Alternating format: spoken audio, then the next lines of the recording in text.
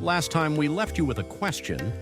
A man walked into a river and disappeared for 3 days. And when he came back out, he said something that nobody expected. There is no Hindu, there is no Muslim. But we never answered the real question: where did he go? What did he see? And what happened in those 3 days that changed him and ultimately changed the world? That's what this video is about. Guru Nanak did not write a diary. He did not leave behind a first-hand description of those 3 days in simple, straightforward language. What we have are the Janamsakhis, accounts of his life written by those who came after him, passed down through generations of Sikhs. They are part history, part spiritual testimony. According to the Janamsakhis, during those 3 days, Nanak was in the presence of God. He was brought before the divine, and God gave him a cup of nectar to drink. In Sikhi, this nectar is called Amrit, the nectar of the divine name. And as Nanak drank it, something opened up inside him. The universe, it is said, revealed its secrets to him. And then a voice spoke. Nanak, I am with you. I have made you happy, and those who shall take thy name shall be happy too. Go and repeat my name and teach others to do the same. Remain uncontaminated by the world. And then the voice spoke again. My name is God, the primal, the supreme, and thou art the divine guru. Think about what that means for a moment.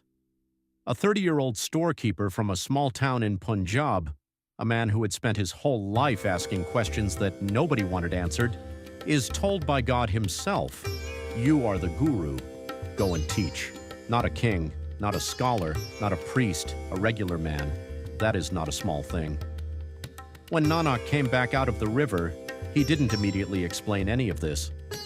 He sat in silence, and then, before he said anything else, he spoke the words that would become the foundation of an entire faith. The Mool Mantar, Ik Onkar, Satnam, Karta Purak, Nirbhao, Nirvair, Akal Morat, Ajuni, Saibang, Gurprasad, 12 words, in Punjabi, written in the Gurmukhi script. And these 12 words, this is the opening of the Guru Granth Sahib, the holy scripture of Sikhism. Every single one of its 1,430 pages is, in essence, an expansion of these words. So what do they mean? Let's break it down simply. Ik Onkar, there is one God, one reality, one source of everything that exists. Satnam, truth is his name. The very nature of God is truth. Karta Purak, he is the creator. Everything that exists, he made. Nirbal, without fear. God fears nothing, and through God neither should we. Nirvair, without hatred. God holds enmity toward no one, no exceptions. Akal Morat, beyond time. God was not born and will not die. Eternal, Ajuni, not subject to birth and death. God does not take human form.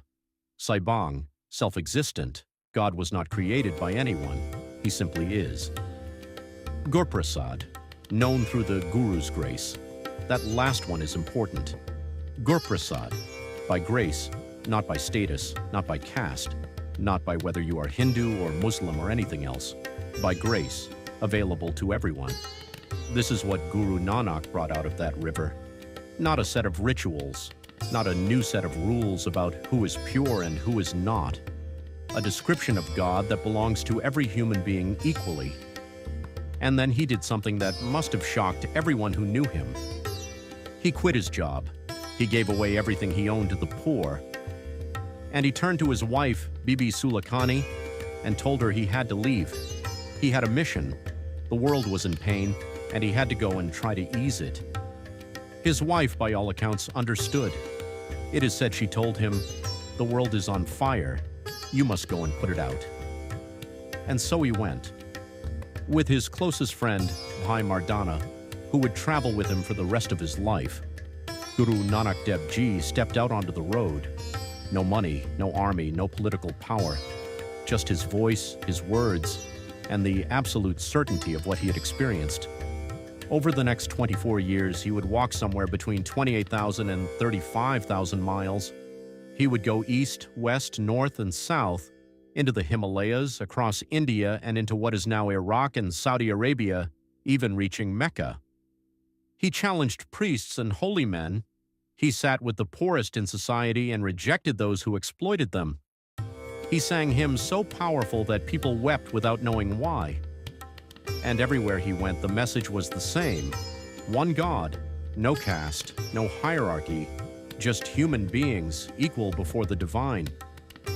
Next time we follow him on those journeys and begin to see just how radical, how dangerous, and how extraordinary this message really was in the world of 15th and 16th century Asia. If this video meant something to you, share it. These stories deserve to be heard,